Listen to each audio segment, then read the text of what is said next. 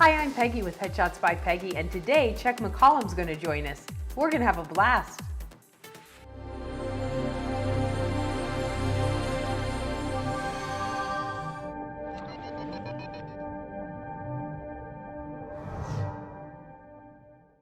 Hey Chuck, thanks so much for coming on. I, of course, know you as an actor and a singer. You have an amazing voice. Thank you. But I don't introduce yourself and tell us what you do. Tell us how you got into casting, and just kind of share a little bit about you. My name is Chuck McCOLLUM. I work on both sides of the camera or the stage, as it were, mostly camera. I began acting when I was very small, but not professionally. And if I fast forward to the end of my 30s, I became a little tired of never having any work. And I needed a job. I needed to make money. I used to go to the casting director workshops like that we still have around now, but they were kind of in their infancy back in the late 90s. And I often felt like I had sometimes more in common with the casting director than I had with the actors. And I was always very intrigued by what they did and the jobs that they would do. And I jokingly say it, but it may be true that I may have been drawn to them because they were usually the only person in the room that had a job. So I, at one point, just decided I'm going to contact some. So I wrote 3 letters sent through the mail to the 3 casting offices in town that I knew would remember who I was. So that's how well I was doing, was that there were only 3 casting directors in town that I really knew would know who I was. And I offered up my services as an unpaid intern. I had enough saved to live on, and I could, give them 3 days a week. And I got a call from someone who wanted me 5 days a week, but they could pay me a little bit. It was just enough to cover my childcare, and I had 2 young boys at the time, so and they were with me 3 days out of the week. So I did that, and it was kind of trial by fire. It was a very, very busy office, and I learned. I mean, I think I worked on 2 television series, 2 pilots, and a movie of the week in a 9-month period. So it was kind of it all came at me at once, and then I went from there to a series and a couple of series from that, and I did that for 9 or 10 years, and I was very happy. Generally, I'm a happy person, but I was very happy. And as I say, I didn't miss acting for about 9 of those 10 years. And around year 9, I realized I was missing it. And I wasn't missing the work because I had never gotten any work, really, to speak of. Not never, but I missed the creativity of it. I missed the art of it. I missed being able to, if I wanted to, go be in a play. You're working in a casting office. You can't just say, oh, bye, I'm leaving at 6:30. I have to be in Pasadena by 7 for my rehearsal. You just can't do that. So I decided to just bite the bullet and see what I could do, like going back into acting. And it's been kind of like that ever since. I've gone back to casting when I've needed to, or when I've gotten a good opportunity to work on a great project. I just simply, needed money, and the acting kind of, it goes up and down. And the first year that I went back to acting, I got more work in that year than I had the entire decade of the 90s. So That was nice. yeah, exactly. So I think that actors watch my vlog to kind of get insight and knowledge about things that maybe you can't go get anywhere else. I try to have interesting guests on that, have little interesting things. And I think the casting process is this, it's this big mystery, like, behind the green curtain kind of thing, like what happens in there and how does it, you know, you, people, I think one of the biggest myths is that the casting director is the person that actually casts you. And that's not the job of a casting director at all. So what can you share with us about things that you think actors don't realize, and maybe go about things a completely wrong direction that, they could, maybe that's why you worked more after your experience with the casting director, is you had a little bit more insight, you think, or you just think you were ready to do it? I'm sure that's a tough question. I get that question, but you had a lot of questions there, so we're I going to know, I try know. to. No, that's okay. We'll try to unpack some of that. First of all, I want to clarify: casting directors aren't the final decision makers, but they can have a great deal of influence. Some more than others. Ones that have been around for a long, long time and highly respected are also highly respected by the producers and the showrunners. And if they fight for somebody, they're likely to win. Not always, but it's a great collaboration, and they will often champion people when the producers and the directors might not be paying as much attention as she or he thinks they should. Uh-huh. So there is a great deal of influence there, but and certainly they are gatekeepers, but they don't make the decisions. It is not their decision. They don't just throw somebody on the set that nobody's met. Right. So there's that. I just wanted to clarify that they are not the decision makers, but depending on the casting director, they may have a great deal of influence over who the final choice is. I can't remember what the other questions were, but it seems like you were talking about the mystique of casting. Right, First of all, right. I wish we could still do what we were able to do before, and some people really liked the idea of this. Some people felt it was exploitive. I wish I had thought of it when I was an actor before I had become a casting person. Was back in the day when we used to have actual headshots that would show up in the mail and by messenger. We would have stacks and stacks of envelopes that need to be opened, and we would bring in actors as called interns, to come help us open these pictures. And also to help around the office. And the payoff was, first of all, they didn't last very long if they were too pushy, trying to get themselves auditions and all that kind of thing. But if they sat back and watched what happened and listened and sometimes answered the phone. And I had one person who's a very good friend of mine. I met her actually at a workshop. I was guesting at a workshop and I met her, and she's a very good actor. And she was involved in there was the casting network or Actors Network, I can't remember, Actors Network. And they often would supply us with names of actors that were willing to do this. And she came in and she was terrific. She was behind the camera, working the camera for us. This was 15 years ago. And she was working the camera for us. She was reading with actors. And I said, we need to confirm a bunch of appointments for tomorrow. And I gave her a stack of headshots and said, look at the rep's name on the resume, call them and make sure that they are confirmed for their appointment tomorrow. And she did that. And she got done with that. She goes, first of all, this is really fun. And second of all, some people are really rude. I go, yeah, they are. Agents, or agents assistants who are horribly overworked. They can be very abrupt at the very least. But she said at the end of the day, she said, I will never again wonder why it's so hard to get an audition. Because she saw the sheer volume of submissions for every little role. And let me tell you now, 15 years later, when it's all online, it's even worse because it's easy to send, it doesn't cost anything to put up 50 people for a role any more than it costs to put up 10 people for a role. You're not paying more postage because there are more pictures in the envelope. So it's too bad that doesn't exist anymore. It's also, you're not really allowed to. Not only is it not as necessary, but you're not really allowed to because it can be abused and can be exploitive. So, but there is no better experience for an actor than to witness that and maybe be even a little part of it. That in and of itself demystifies what goes on in a casting office. And what goes on in a casting office, I found as a creative person, I found extremely fun.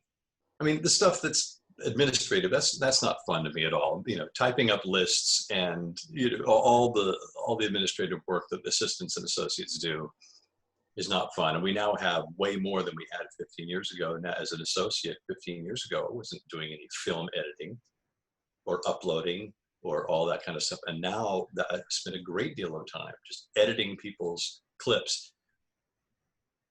I am in a position very often to edit people's reels, because this is when you're at when you're looking at people that are at the level that we may just be making an offer, and we want them to hire this person.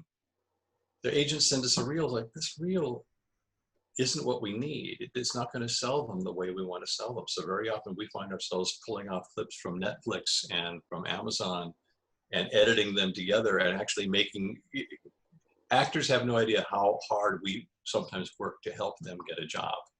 Wow. I had no idea either. That's something. So, because, you know, I've had people ask me to help them put their reels together. Of course, I help Merrick with his stuff, but that's the deal. That's your sales pitch. That's your best work, but not just your best work in this for what you're pitching them for. So I may have a great reel, but if it's not what you're pitching me for, like, wow. So you go out and you find this, or take their reel and take it apart and put it back together. And wow. I have done that. Matter of fact, there was an actor that we were trying to have this one role, and they sent a reel, and the stuff was at least 10 years old.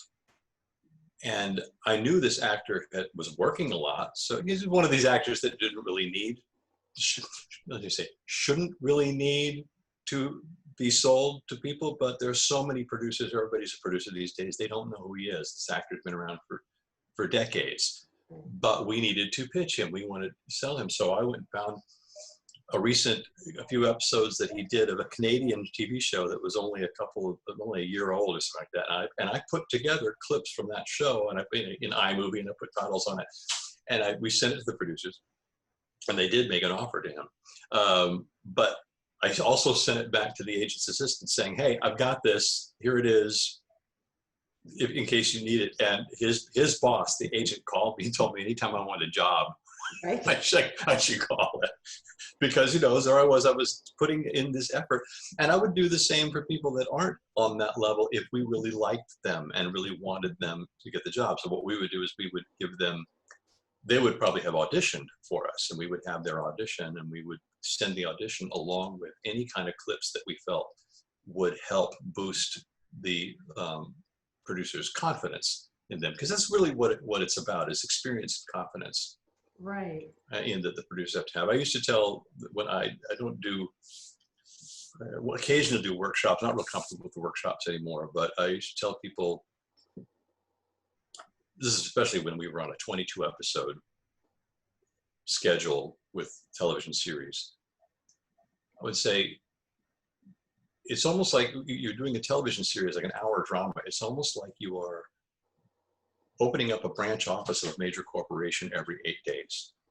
And you have to fill these positions. You have executive positions, you have management positions, and you have entry-level positions. And we have a town filled with people with entry-level resumes that are convinced they could do the executive job if only someone would give them a chance. And it's tough. It's a tough sell to the people that actually are putting up the money. People are actually saying, hey, let's spend $5 million every 8 days in making this television series. And and they have a major guest star. They're going to look to the people that they already know have experience, and experience in that kind of a role. And that, you know, so it's hard. It's hard. So what would you say an average ballpark for a guest star on a television and an episode? How many submissions do you go through as a casting? Like, is it? I know commercials, I've heard like upwards of 6,000 submissions for. You know, that doesn't surprise me. I wouldn't be surprised at all. But for guest star, I don't even know that I've ever looked at that as opposed to co-star. All I can tell you is that I have put out a breakdown for a co-star role that has 2 or 3 lines, you know, a cop thing, and get 1,000 submissions. Wow. You know, and it could be a very specific. We could be saying we are actually looking for a cop who is Asian for some reason. We could still get that many. You know, I mean, it was just that kind of a thing. So yeah, it's crazy. And I think you asked me, you know, about having worked in a casting office somehow providing an edge to me as an actor. And the only edge I can say that it gives is that I have a fairly keen concept now of what is in and not in my control. And who they decide on, what they're looking for, absolutely not in my control. Whether or not they like me, not in my control. Knowing my craft, it's in my control. Being on time, in my control. Dressing appropriately, being on control. You know, being prepared with the material, completely in my control. I would say most of the time, if you are there, it breaks my heart when I hear actors say, I went in there and even went to producers that called me back, which is unusual these days. Producer sessions, unusual. But I nailed it. I know they love me and I didn't get the part. I just give up. It's like, you know, yes, you probably did nail it. Somebody else did too. Yeah. And they decided to go with the other person for some reason that has nothing to do with you as an actor. It's just the luck of that particular draw. When I was working on a series years ago, there was a friend of mine that came in for a small role. It was the role of a reporter. And when we were finished, this was years ago because we were still using headshots. We were putting them out on the floor and creating our picture of the cast. And they said, okay, the reporter, oh, yeah, let's go with her. And so inside I'm like, yay, because at the time she didn't even have an agent. So I was going to get to be the person to call her and tell her that she got the part, which is really cool. And so we kept moving on and doing other things. And then they said, oh, well, wait a minute, if we have her, but we've already got this other person. And it was like, their hairstyles were the same. And it was kind of, they both had a kind of a pixie hairstyle. So they decided they didn't want that. They're just painting a picture and they want some variety. And so they swapped my friend out and put somebody else in. Exactly. No way to know. No way to control that. And 5 minutes later, they swapped her back in. So she got the role, lost the role, and got the role again, all within like a 10-minute span of time. And it had nothing to do with her talent. She was great. She was perfect. She was good for the role. There was no doubt she could do that. Everybody had confidence. They had confidence this other person could too. So it was just at that point, it's just a matter of who are you going to do? And sometimes it goes your way and sometimes it doesn't. And yeah, it's frustrating as heck. I did have somebody tell me, God, I just nailed it. I was in there, just nailed it. And then they tell me they really liked my audition, but they went with somebody else. And I can tell she took it so personally. Oh. And I understand it's hard not to. It's like, and it's almost like she had this sensibility that that somehow they'd made the wrong decision. They had, but it's their decision. So tell me what happens. You go in, you have your audition. Now this is pre-New World here. I don't know maybe we'll talk a little bit about what you see, you know, post-COVID and social distancing, but just in general, how things were. So you go in, you have your audition, you get a call back, you go in, you get a call, you do your call back, and then your agent calls you and says, they pinned you, you're on avail. What is happening? Is there are they between a couple actors? Are they doing the little who looks good with who? Like what's really happening? You're sitting there and we all know that being on avail is no closer to getting a job than getting an audition, but you know, it feels like it should be. Especially in commercials, I think being on avail is notorious because they put a lot of people on avail. For theatrical stuff, I would say one of two things is maybe happening. One is you are one of 2 or 3 choices. You may be choice number 2. You may be choice number 3. You may not be their first choice. They are looking to see if they can get their first choice. Mm-hmm. You also may be just that the producers are interested in you and one other person or 2 other people. They may not even have have a first choice at this point because they're still going to be seeing more people, but they're interested enough in you that the casting director doesn't want to lose you without further conversation with your agent. So they're going to say, look, they haven't even sent these people to the network or the studio for approval yet, but they want to make sure that we put you on a watch and advise. The agent keeps a watch on those dates, the shoot dates, and advises us if anything comes up for you that might interfere, that might conflict. That way we kind of have, an informal right of first refusal. They say, look, she's being offered this other thing, or they're getting close to wanting her for this other thing. It conflicts. Very often the agent will say, she'd rather do yours, which I think they tell everybody. and then we tell our producers, say, look, do you want Peggy enough to go ahead and pull the trigger on it right now? And they might say, well, we do, but we only need her for one day, and we're not sure what day that's going to be. We don't have our schedule yet. And that brings me to the other thing that could be going on. They may have only pinned you. Sometimes they will tell the agent that you're the first choice. The worst thing you can tell an agent is that you're the only choice, because then we have a worse negotiating position. So sometimes they won't tell what position you're in. So they'll just say, we're pinning Peggy for this role. We're waiting on our board. We don't know when the role works, but it's going to be 2, maybe 3 days between in this period of time, that kind of thing. So that could be the other thing that's going on. They just simply don't have a board. They're pinning you because they can't book it yet. Yeah. I think most of the time, if you're really the one they want, and there's not going to be a negotiating, like for instance, you're one of those people that you're going to get a 3-day rate, or you're going to get the top of show rate. You're not at the level of people that make $25,000 an episode. So we might be able to book it right now simply because we know we want you for the whole 8 days or something like that. But anyway, that's getting into details. Right, because then it's budgets, and there's all sorts of factors that go into every decision. Like any other business, there's lots of things that go into it.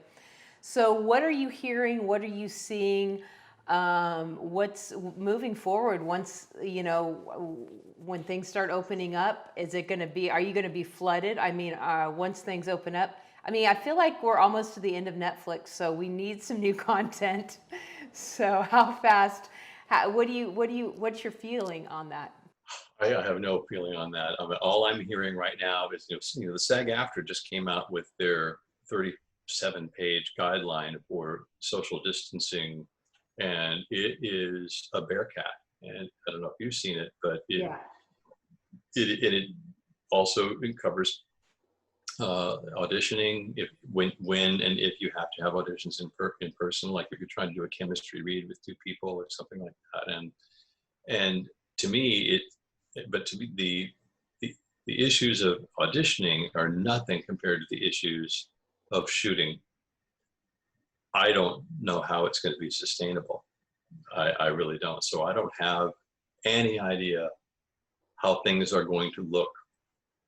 Right now, we're getting into another area, but right now we're looking, right now on what's the date? The June 15th, something like 17th, whatever. Lost track of time in the middle of all this. It's like we are, at least in California and the whole U.S., the curve is not flattened out at all, and so it's very difficult to say where we're going to be. Supposedly we were able to open up on Friday. I don't know, and it's like, what about July? I don't know. August, maybe. A lot of people are looking at August. I don't know. So that's very hard to say. And so it's what kind of content is, or how much content, who knows? So.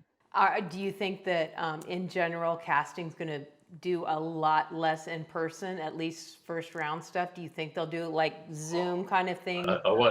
Well, yeah, I think that would be the best thing. Since Zoom has become kind of the standard right now for everybody. I mean, quite frankly, we were already doing a great deal of self-tape stuff anyway. I was working on an international television series, and we were casting in Colombia, we were casting in London, we were casting in New York, we were casting in Washington, D.C. We didn't have an office in New York or on the East Coast, and we didn't have a strong relationship with some of the more boutique agencies that would have some of the day players that we would need. So we had no choice but to put out a wide net with self-taping and literally just go through submissions one at a time online and see if these people look right, and if they, and looking at their resume and looking at their reels and seeing, does it seem like it's going to be worth our time to have, and theirs, to have them put themselves on tape. Right. That kind of a thing. So, and yes, it would, if we needed to get to the situation, gosh, they were so good, it would be nice if we could give them some direction, but we would do that anyway. We would just call them and give them some adjustments and have them do it again. We wouldn't necessarily have the time to be with them like you and I are right now, Right. you know, but that would be different with the larger roles, or certainly with series regular roles and major guest star roles. I'm sure that would be different. We had a number of times where directors would Skype with, nobody had heard of Zoom back then, Right. you know, just 2 years ago. Skype with people in another country, Skype with the people they were looking for series regulars and things like that. 2 years ago, I hadn't heard of Zoom 4 months ago, and now it's like my daily routine. Who am I on a Zoom call with today? Right, exactly. Yeah, it's part of the lexicon now. So what, is there anything that you could say, like, something that actors do that they shouldn't be doing with self-tapes, or something that they don't do that they should be doing, that you're like, they just don't get it? All we need is boom, boom, boom. Is there any advice you can throw out there? Or is it? I would say, simply because of what has happened with the pandemic, I would say, do what you can to get the best situation set up for yourself as possible. I have seen self-tapes that actors sent in from, they shot with their cell phone because they were on vacation. They did it the hallway of a hotel they were staying at. If you're good, you're good. Right. I mean, it's like, oh, this guy's great. You know, he was not in a situation to have, he was on vacation and he sent in self-tape because we needed it. And so anything is acceptable to a degree.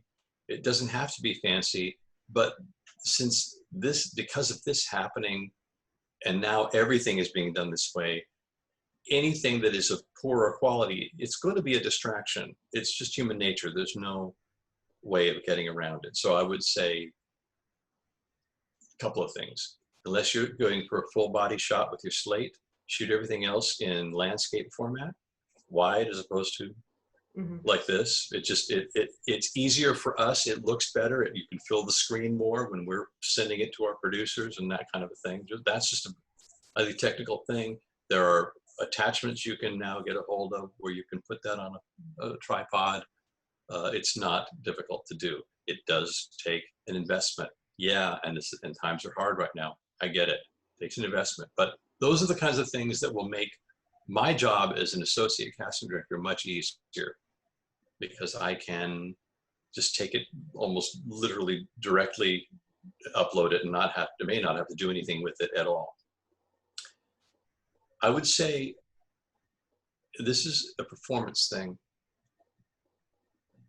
Something that I've learned by working with other people, including my son, who is also an actor, that when you are doing your scene, when you find the turning points in the scene, the major, not even major, even minor shifts in the scene, make those as sharp as possible. We refer to it as make those corners sharp, because that is what's going to keep somebody watching. It's way too easy to go, I'm bored, and not even finish watching. It's way too easy for people to do that. You have this space to tell your story. So if let's say you are talking to two people and you've decided to place one of them here, one of them here, and talking to them, and one of them leaves the room, I need to see that they've left the room. Make that sharp, make that clear. Doesn't have to be big. It just needs to be sharp. And those are the things that keep it, because obviously if one of them's leaving the room and you continue the conversation is going to be different without that person in the room. There's some value to them leaving. It's going to have a positive or a negative value. There's going to be a value. There's a value to every little thing. There are no ordinary moments in an audition. And it's amazing how many auditions feel like the actor has judged certain moments as more important than others, if that makes any sense. So keep everything sharp, keep everything engaged. You are the storyteller. Tell that story. That's awesome. That's really great advice. Thank you. Yes, yeah. That's I've really even seen, I have even seen casting directors skip through parts of auditions to get to the salient points that we need to see. It's not a bad thing. I know it probably sounds terrible, but I've seen them do this with people that they like. They just don't have time. Okay, there's a good scene. The producers want to see the whole scene. Maybe they say they do, but we need to see those beats and make sure that the actors hit those beats. Because especially if we really like them, then we may say, "Can you get them to retape it and focus on make sure these beats are there?" That kind of a thing. So this allows us to see more people. You know, the self-taping allows us to see a great deal more, many more people than we would if we had to have you come in and read with us. There are pros and cons to everything. Exactly. So if you send in a self-tape and the casting says, "Hey, can you retape this and do this?" That's actually a good thing. It means you're paying attention and you're like, "Hey, I see something I might be able to use here." Yes, absolutely. Yeah. You know, I had one agent get really annoyed with us because we wanted her client to retape, and he had done something that was just technically made it difficult for us to see him. I won't explain. Difficult for us, so we had him do it a second time and not do that thing so we could see him better, because we really liked him a lot. And then we had to call them back because they changed the material. And I mean, to a great degree, they had kind of re-envisioned the role. And we had an agent get kind of pissy with us about it. This was at one of the fancier agencies, so that, you know, they were getting a little uppity about the fact, you know, it's like, you're putting through a lot of work. Is there really genuine interest, or is there? And I said, there's genuine interest on our part. We really like him, but all we have of him is an audition that's now outdated because it's old material. And at the time she didn't have much of a reel on him. He does now. He's really good. You know, but then he didn't have, just a couple of years ago, he didn't have much in the way of a reel. So I said, we can't sell him in this role without the current material. So he did it. He was really good. They didn't cast him, but we loved him. You know, and I remember him now. I will always remember him. He's terrific actor. But I mean, those are the kinds of things. It's like, yes, it's a very good thing if we want you to redo it. Yes. Yeah. Mm-hmm. And that's something that actors need to realize, that their job is to go in and do an amazing job, because you'll remember that. And even if they don't get the part, you know, hey, what about pulling? You know, it's a cliche. You may not have booked the job, but you booked the office. Yeah. I've never met you before, and you walk out of my room, or I turn off the monitor and go, wow, that was awesome. That's awesome. And very often, because as you saw, Kim came in, and we will say, hey, come here and watch this. Even though we're not working on the same product at all, but it's like we share stuff a lot, you know. It was like, because if you see a good audition, an awesome audition is an awesome audition. It's a wonderful thing to watch. And people say, what makes an awesome audition? Somebody who's good at the craft, is good at storytelling, sometimes takes risks, you know, and can get creative with the self-tape aspect of things too. So obviously things that are too flashy in a self-tape is distracting, but a little creativity is fun, kind of catch your attention a little bit. It always is, you know, I don't know what's too flashy. Okay. There was a scene that we had a guy do. There were two scenes, and he was supposed to be, you know, watching a crap game and watching a young guy win a bunch of times at the table. And he was being really enthusiastic and everything. And then other things happened. And the final scene was him actually beating the crap out of this kid. Okay. So first of all, him watching the kid win, he was so interesting because he was being very enthusiastic, but you could see in his eyes the jealousy. And I don't know how actors do that. I'm an actor. I don't know. I mean, he figured out how to do that. It's not something you figure out how to do. He was just being real in the moment. You could see it. And then he decided to shoot the scene where he was beating him up. He had put the camera on the floor, and he was putting his foot in the lens like he was kicking him, and he was so good, and it was awesome, and he was enjoying himself beating the shit out of this guy. And it was just, I said, Kim, you have to come see this. This is fantastic. And we loved him. He didn't get it. He didn't get the part, but there was no doubt that his audition was amazing. And that was a risk-taking thing, because a lot of times they tell you, oh, don't look right into the camera. You know, sometimes that works. Right. Sometimes it works really well. Sometimes it's very effective. So that's not a rule that's hard and fast by any means. You know, there are some casting offices that will say, don't look straight at the camera, have a reader. It almost feels like sometimes you're getting, when you get instructions from the casting directors, it almost feel like they're getting instructions that they would give to somebody that's never done a self-tape in their life before. But at the same time, I would say if they get that specific with you, then be careful about breaking their rules. Right. If they give you that kind of a rule, be careful. Make sure you better be brilliant if you're doing something totally against what they've asked you to do. Right. Yeah. I always laugh because, you know, as a headshot photographer, you know, you have all these rules. You know, a headshot needs to look like this, this, this, and this, and be unique. Yeah, and be able to get your attention when it's this big on the screen. Yeah, exactly. I know. And it's always something that we laugh about around here, because it's like, sure. But it is, and it's in the expression, it's in the eyes, it's in the thing. But to say it out loud, it sounds ridiculous, because it has to fit into these parameters and be completely unique and stand out. And you know. Yeah. Same with the self-tape. You know. Oh, sure.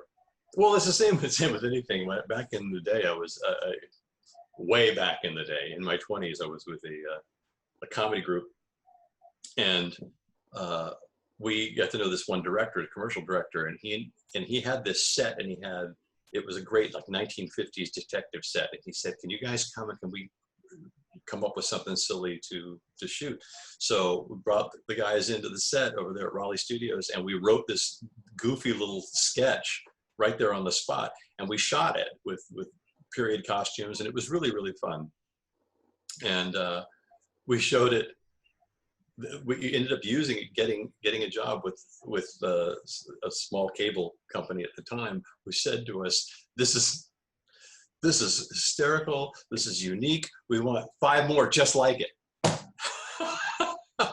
5 more exactly. unique, just like it. Yeah. So yeah.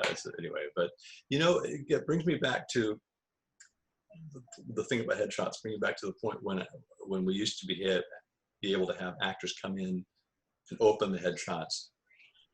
Very often, the actors would just do that and put them in the bins where we wanted them. But there were a few who were savvy enough to really study them and study what people were doing. And then they would go out and get their headshots, and their headshots improved greatly by looking, because they were able to see what made a good one and what didn't, what looked good, what worked. One of my interns, the actor, she was a redhead, and this is before there was a lot of color. It's like, see how long I've been doing this. But redheads used to use sepia tone. to indicate they were redhead. Otherwise, they had a black and white photo, and they would take a stamp redhead on the on the black and white photo. But then people started using sepia tone, and that was kind of an indicator. And she saw that, and then she also saw a few color ones, and she saw the types of colors that redheads were wearing and the kinds of backgrounds that made it look the best. And she went out and got these amazing headshots done because she had pulled aside some of these. Said, "Do you mind if I study these for just put them back when you're done," kind of thing. So there was a lot to be learned by looking at other people's headshots and looking at a lot of them. Exactly. Not just looking at one photographer's portfolio. Yeah, even as a photographer, I do that. I go into agencies and I look big agencies that represent working actors, and I'm like, what kind of headshots do these working actors? What are they using? What's going on?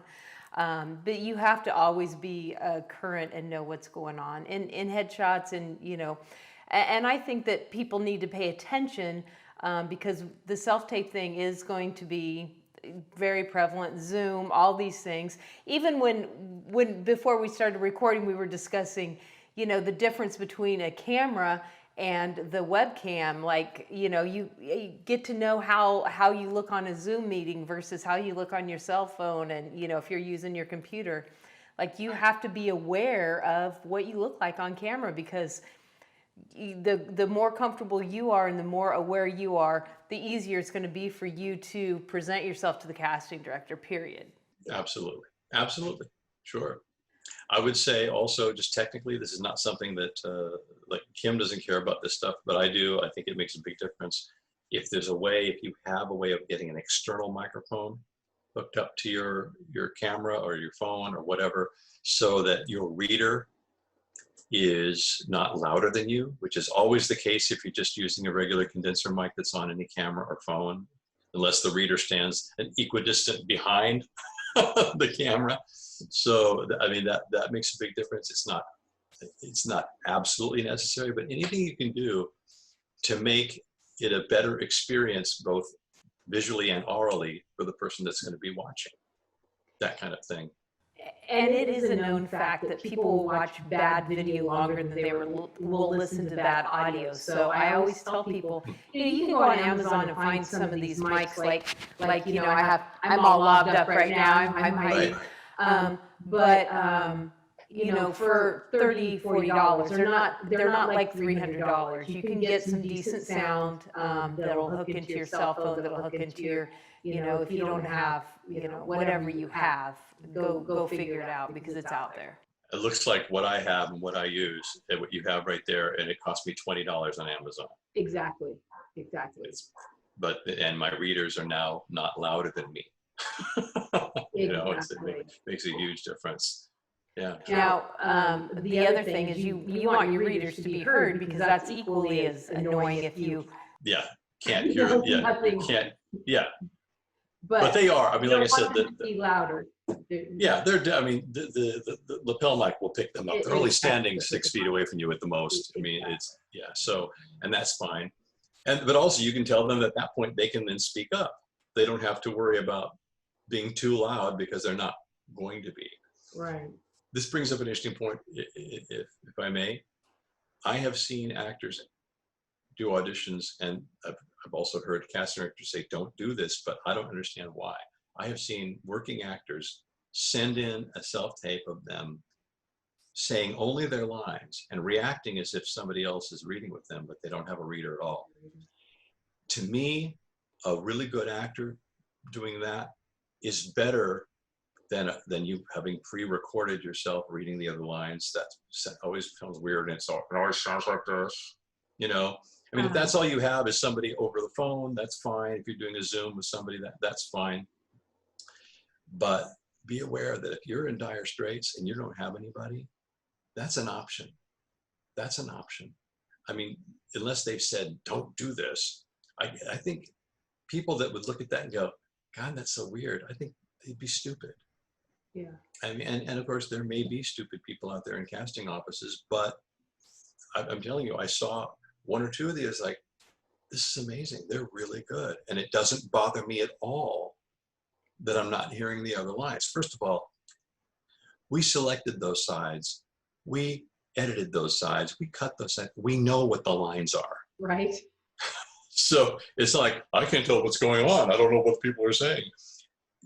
You might find some producers that might be a little weird about that, but I don't know. I thought it was brilliant. I thought it was bold, and it's just very smart, and filled with confidence that they could just do this and create the scene. That's what I mean by telling the story. They were able to tell the story even without the other people's lines. Right.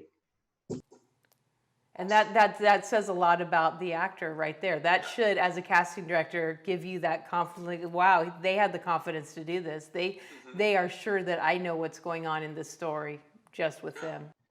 Tells you want a smart actor. People that and smart actors are always good storytellers, always. Mm-hmm. That is awesome. So what else do you want to talk about, Chuck?